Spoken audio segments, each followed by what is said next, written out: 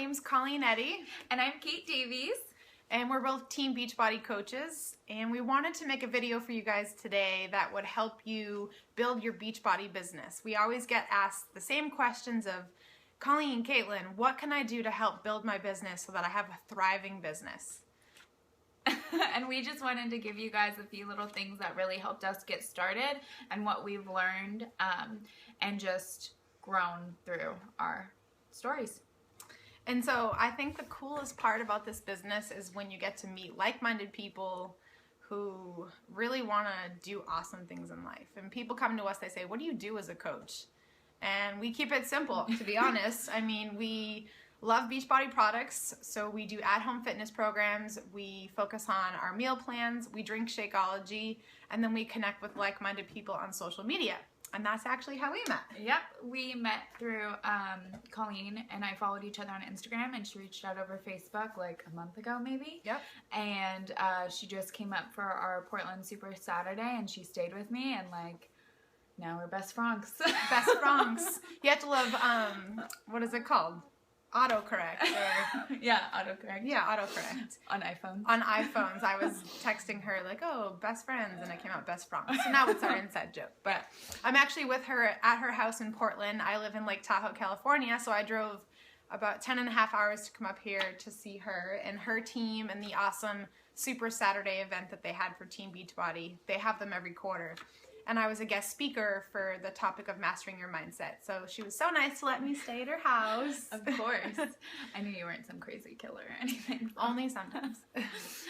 All right, so we each have some tips to share. And the first tip that we have today, we're actually going to both talk about the topic. And that is about sharing your journey as a Beachbody coach. So when I started, this is something I really struggled with. I thought, but because I had a problem to calling myself a coach, and that came from personal development and lots of like just saying it over and over. I'm a coach, I'm a coach, I'm a coach.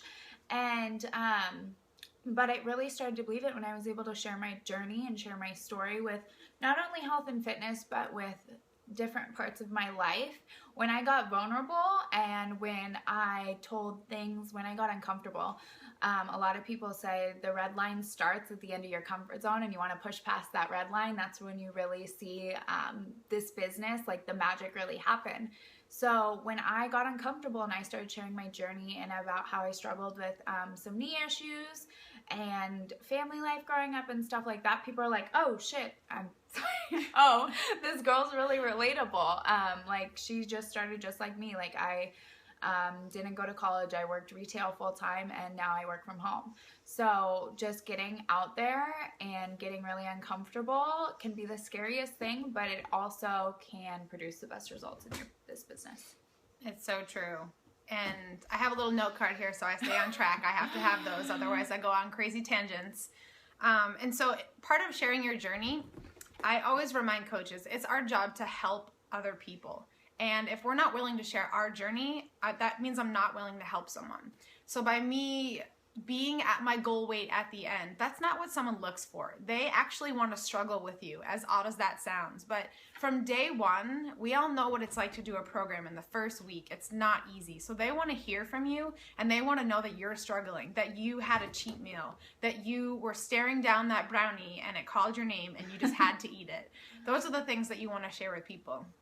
And so you want to be consistent in sharing your journey. You want to share every single day. You don't want to go a week without posting on social media, because your social media, whether it's Facebook or another outlet, is your reality show. That is how someone gets to know you. She already said be vulnerable, and I kind of touched on that too, but you want to make sure that you're being relatable. Think back to the person that you were before you signed up as a coach, and share that person that you were then and the person that you're becoming now. That's going to help you find the people that are looking for help, that are looking for your help. Because yes, of course I want to help everyone, but there's going to be people that I relate to a lot easier that are just like me. So another thing I wanted to talk about that really hit home for me in the beginning, and especially now, I just had my 1-year anniversary as a coach. Yay. I started assuming a lot. When I was first coaching, I was like, oh, they wouldn't want to be a coach. You know, Colleen wouldn't want to do my challenge group. You know, it's just common like things, and it's our limiting beliefs that we place on ourselves as humans. It's natural, and it really helps when you come with personal development. But just assuming people don't want to do something or wouldn't be interested really hinders yourself. So when we talk about sharing this opportunity and sharing your journey, share it with everyone. Share it with your mother, your brother, your cousin. I have a cousins doing my current challenge group right now, and they didn't know that I was about it like a year ago when I started. And it's because I like automatically assumed that maybe they wouldn't want to do it and maybe people would judge me for it. And it just stop caring and start doing, and be, like we said, be vulnerable, be relatable, because everybody's there. Everybody starts there. Like health, this is the baseline.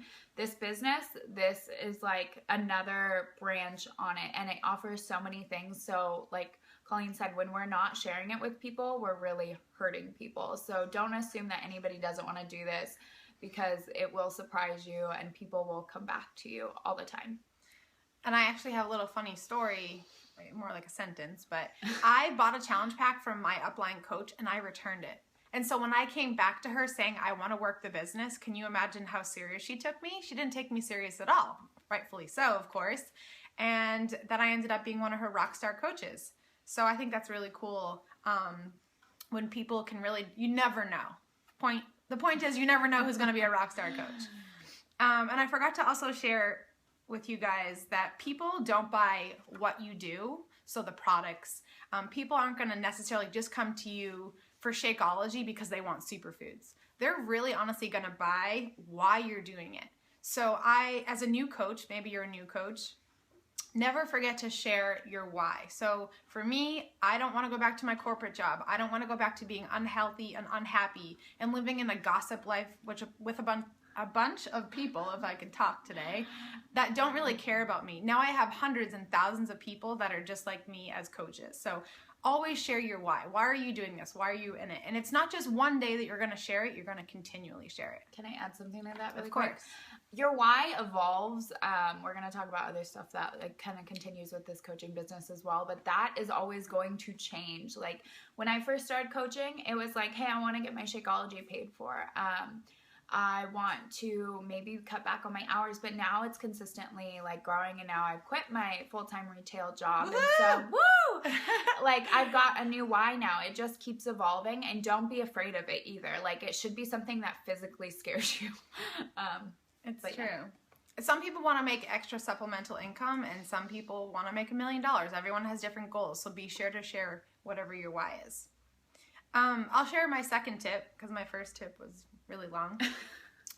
Make sure that you guys are using the trainings and resources that are available to you. Some people join a really strong team. She's on Amy Silverman's team, top coach in the whole network. Set your soul on fire. Awesome team. I got to meet them this weekend. And so, of course, they have amazing resources, and Amy worked really hard to build all those. I'm somewhat of a newer coach, but I still work really hard to build trainings and resources. But let's say you don't have a team that is just thriving. Guess what? Google and YouTube, all these top coaches and all these top teams have tons and tons of videos. And Beachbody provides full-on trainings. We have Coach Basics, we have Emerald to Diamond, we have the Coach Online Training Academy. If you want it, you can go out and you can get it. So be resourceful. So the third tip I want to share with you guys is social media. It's really important to find at least 2 platforms when you're getting started that work for you. For me, mine was Instagram and Facebook. Instagram is really how I built my business. I was really into it before I started coaching. And when I was able to lead with that and figure out the right way to brand myself with it, and I don't mean just sharing pictures of Beachbody and hashtagging Team Beachbody or Shakeology.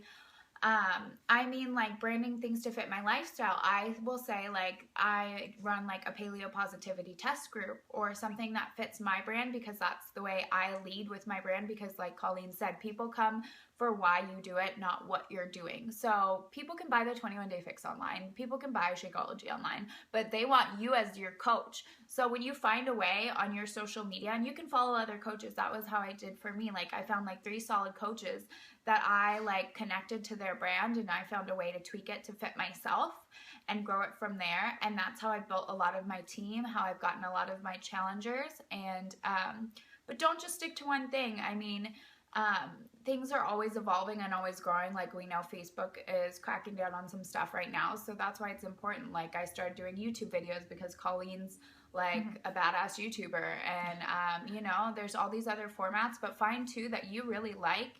And like, don't be afraid to reach out to people who are good at it. Like when Colleen and I first started talking, like we talked a little bit about how we met, but I was like, you are right on point with your videos. And usually.